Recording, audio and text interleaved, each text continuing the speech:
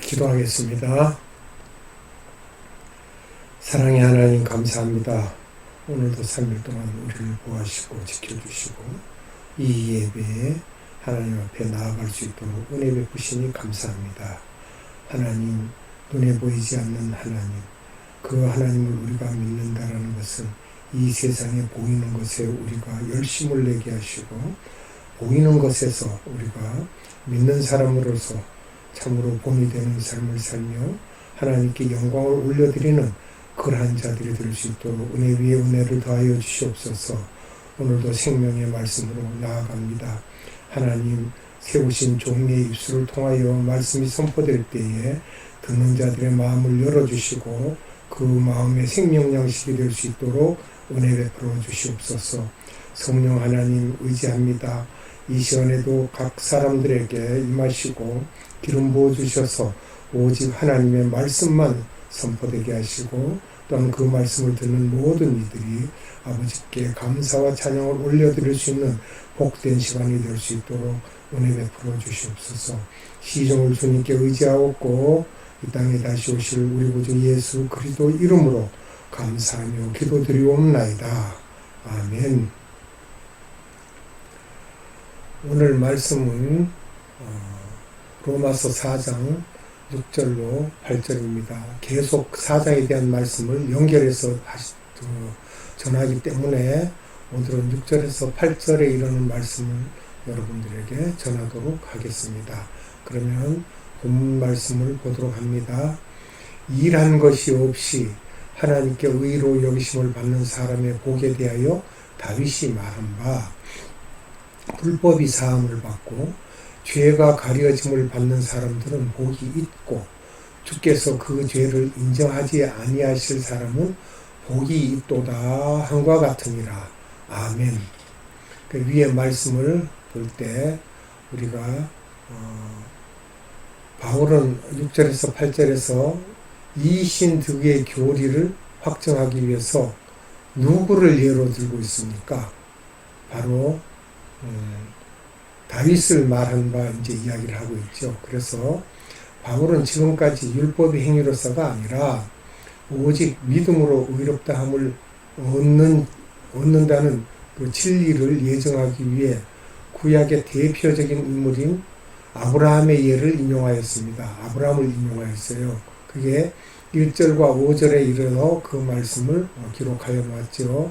이제 바울은 이 부분에서 다시 그 진리를 확증하기 위해 또 한 사람의 대표적인 구약 인물로서 다윗을 예로 들고 있습니다. 다윗은 이스라엘의 족장인 아브라함과 달리 모세 율법이 적용되던 시대의 인물이었습니다. 그렇기 때문에 여기에 대해서 우리가 자세히 이렇게 알아봐야 되겠죠. 사무엘상 16장 12절로 13절에 이런 말씀입니다. 이는 사람을 보내어 그를 데려오매 그의 빛이 붉고 눈이 빼어나고 얼굴이 아름답더라. 여호와께서 이르시되 이가 그니 일어나 기름을 부으라 하시는지라. 사무엘이 기름 뿔병을 가져다가 그의 형제 중에서 그에게 부었더니 이날 이후로 다윗이 여호와의 영에게 크게 감동되니라. 사무엘이 떠나서 라마로 가니라. 아멘. 자, 다윗을 기름 부을 때 이야기죠.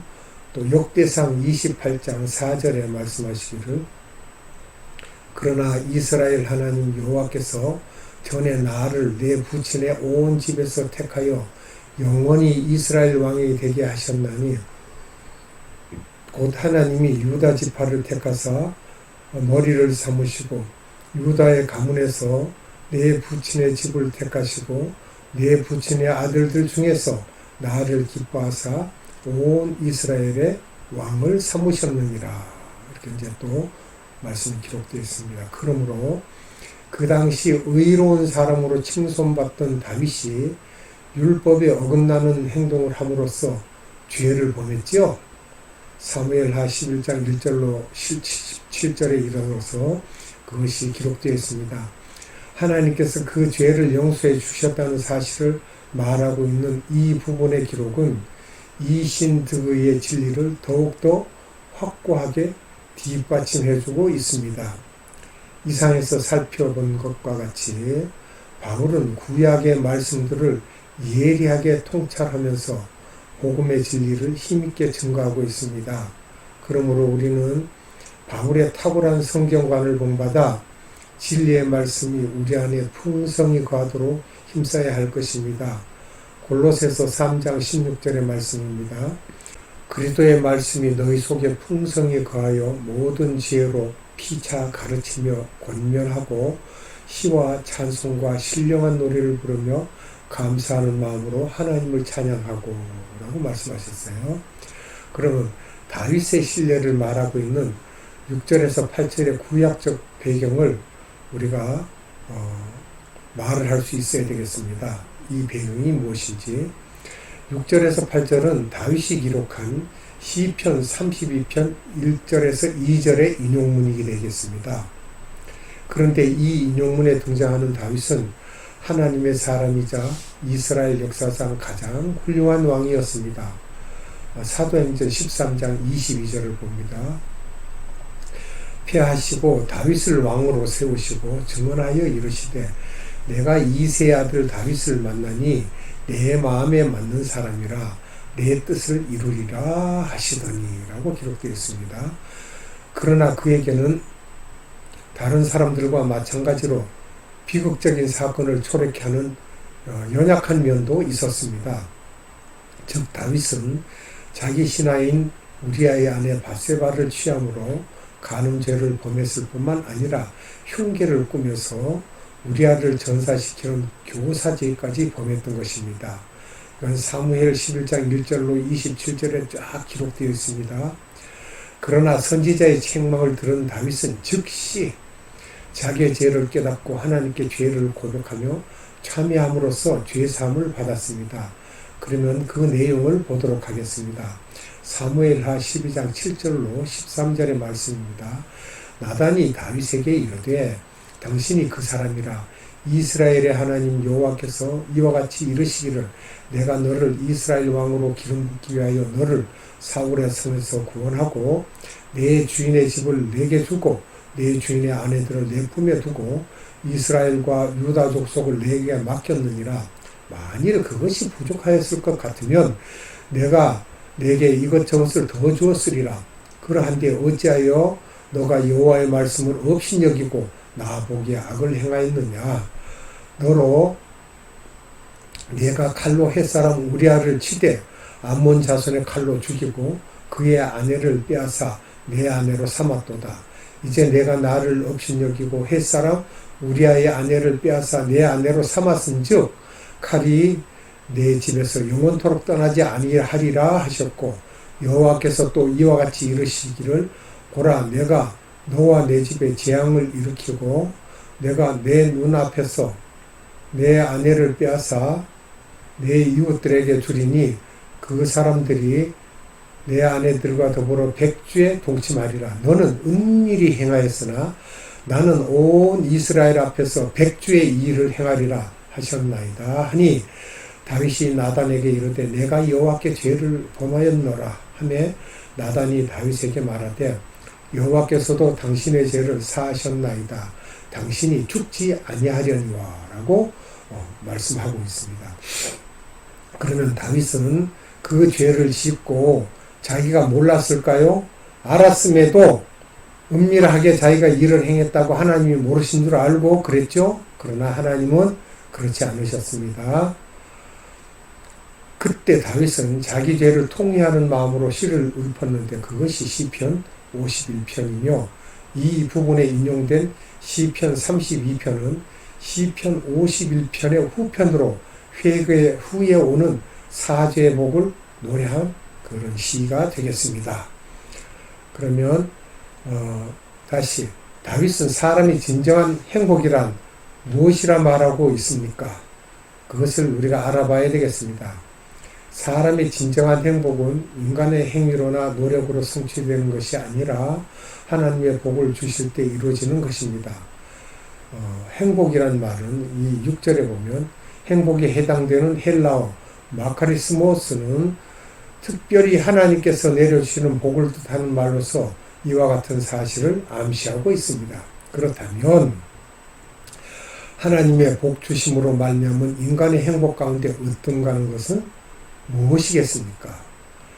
그럼 다윗에 의하면 그것은 사람이 범죄하였으나 하나님께서 그 죄를 사해 주시고 더 나아가 그를 의롭다고 인정하시는 일이라고 말하고 있습니다.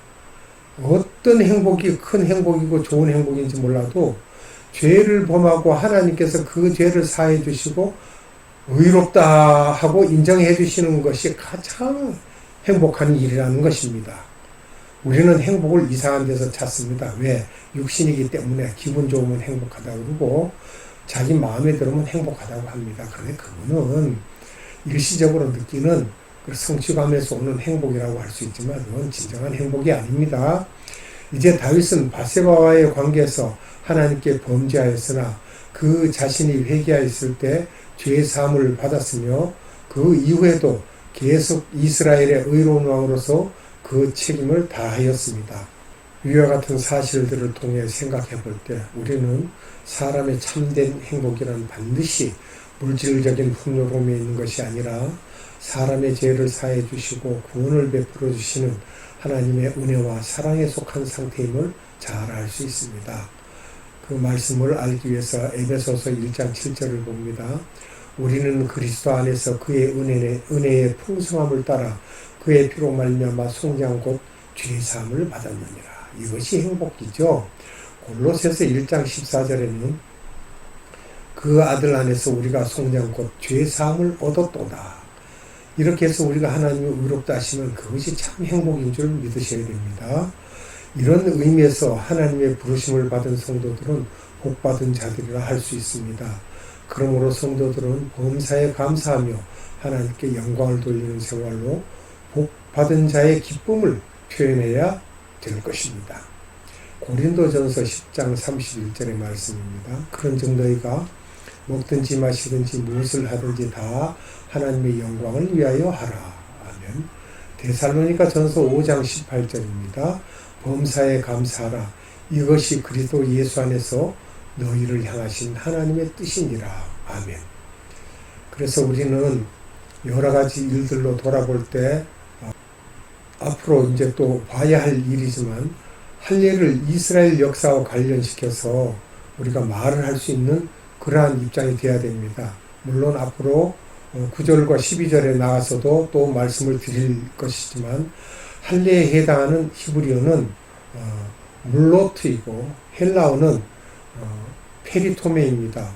이는 남성 생식기의 끝부분을 덮고 있는 표피를 인위적으로 잘라내는 것을 뜻하고 있습니다.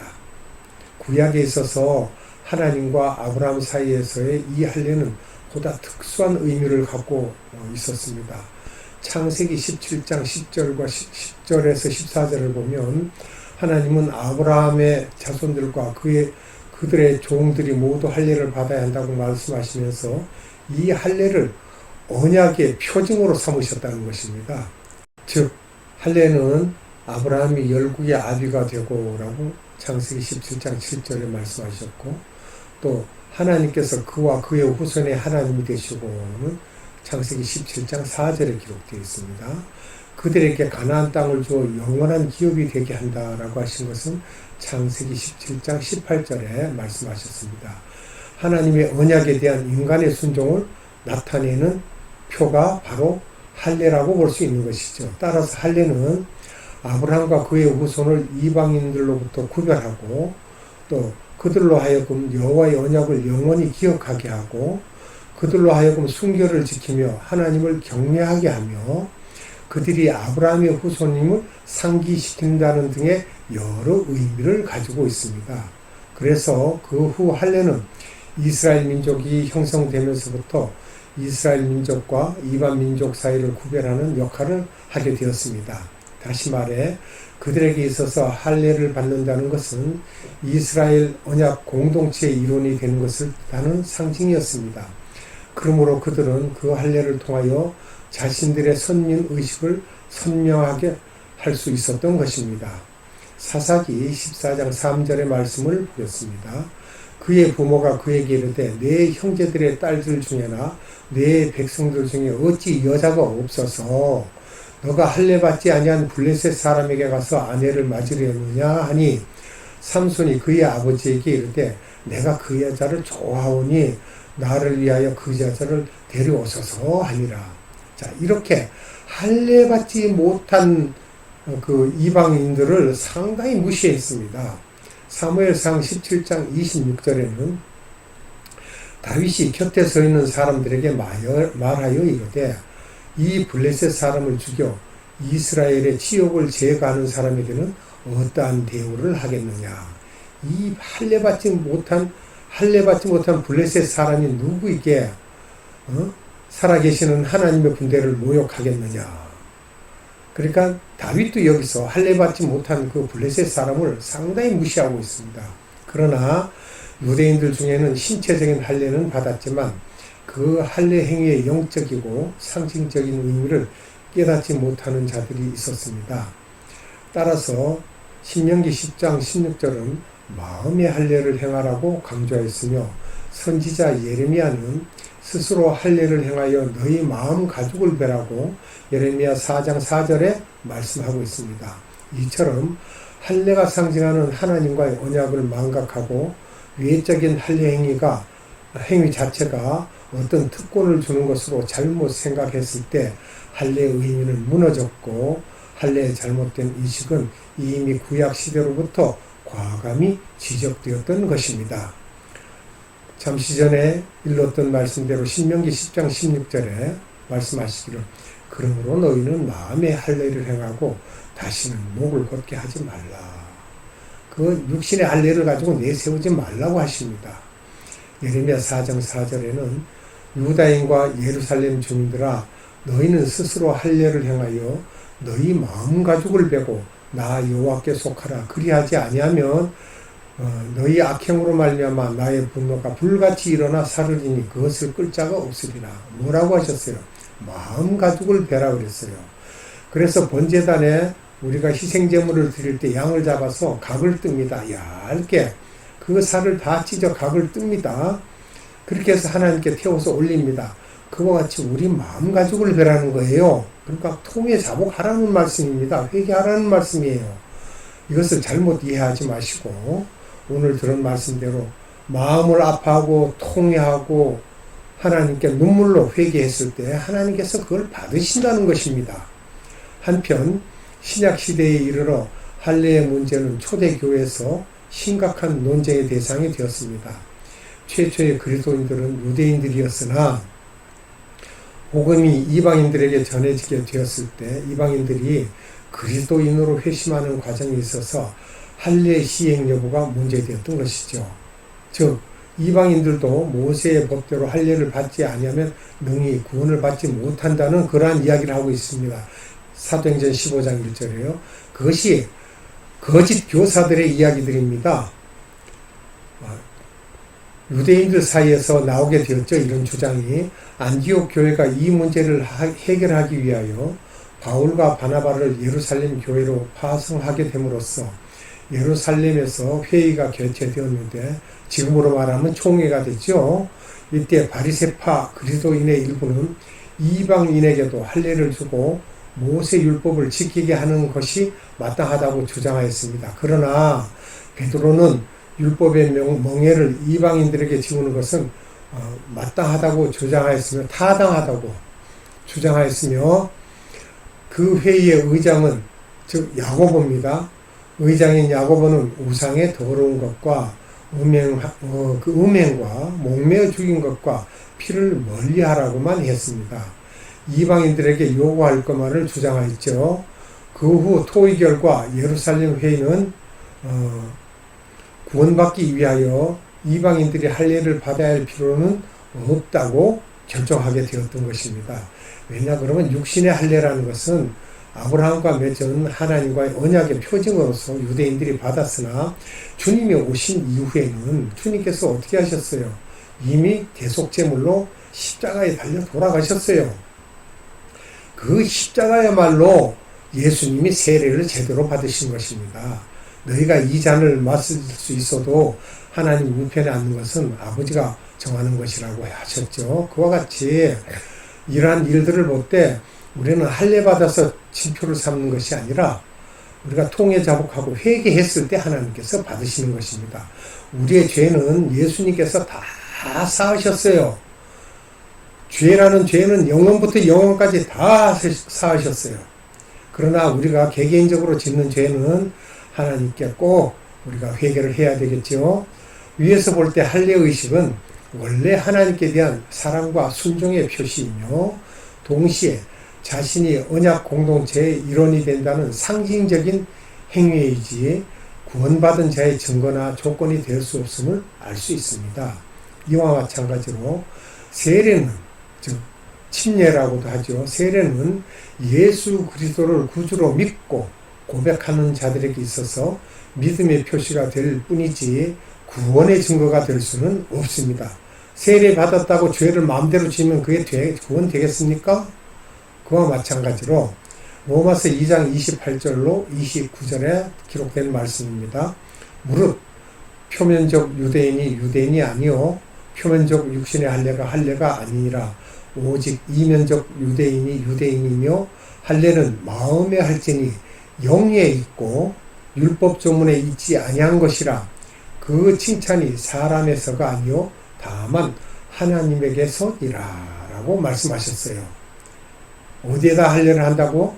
할례는 마음에 할지니 영에 있다고 했죠. 그와 마찬가지로 우리도 마음에 할례를 하는 겁니다. 우리 영이 할례를 받음으로 성령님께서 우리 마음에 오시고 우리가 성전이 되어서 어느 곳에서라도 하나님께 예배할 수 있고 하나님을 아버지라 부를 수 있는 복을 우리가 받았습니다.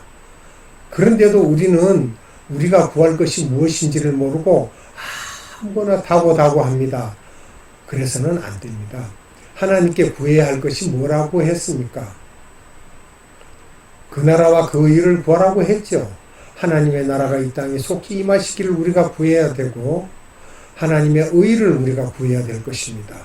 그런 기도를 우리가 해야 되고 내 주변에 믿음이 연약한 자들을 위해서 저들에게도 하나님의 의를 위하여 기도할 수 있게 하시고 하나님께서 우리를 구원하셨으니 하나님 이 땅에서 아버지의 뜻을 이루시고 그 뜻 이루는 곳에 많은 일꾼들을 보내주셔서 아버지의 나라가 이 땅에 임하기를 원합니다라고 기도하는 그러한 기도자들이 되어야 될 것입니다. 무엇을 구합니까? 지금 오늘날 복 주시옵소서, 축복하여 주시옵소서. 그것은 하나님께 드릴 말씀이 아닙니다. 축복은 사람이 사람에게, 윗사람이 아랫사람에게 하는 복을 빌어주는 것을 축복이라고 하고 있습니다. 성경을 66권 다 뒤져서 털어보시기 바랍니다. 그러면 하나님께 축복하여 주시옵소서라는 단어는 없습니다. 제가 결코 주장하는 일이 이 일입니다. 하나님 누구에게 복을 주시되 그에게 영적인 복을 주셔서 그가 눈을 뜨게 하여 주시옵소서. 이것이 하나님께 구하는 기도입니다. 자, 그래서 성도들 중에는 세례의 무가치성을 주장하여 구원의 확신은 있으나 세례를 받지 않겠노라는 사람이 더러 있습니다. 그거는 아니에요. 이는 세례가 지닌 영적인 의미를 간과한 것으로서 이 세례를 통하여 더 이상 나와 세상을 위하여 살지 않고 하나님의 사람으로서 변화된 삶을 살겠다는 공적인 다짐의 규정성을 모으고 한 말입니다. 그래서 세례를 받는다라는 것은 우리의 선한 양심이 하나님을 향해 가는 것입니다. 이 세례에 대해서 분명히 하셔야 돼요. 예수께서도 분명 승천하시기 전에 세례의 명령을 우리에게 하셨습니다. 그러면 기록된 말씀을 한 구절 보고 말씀을 맺도록 하겠습니다.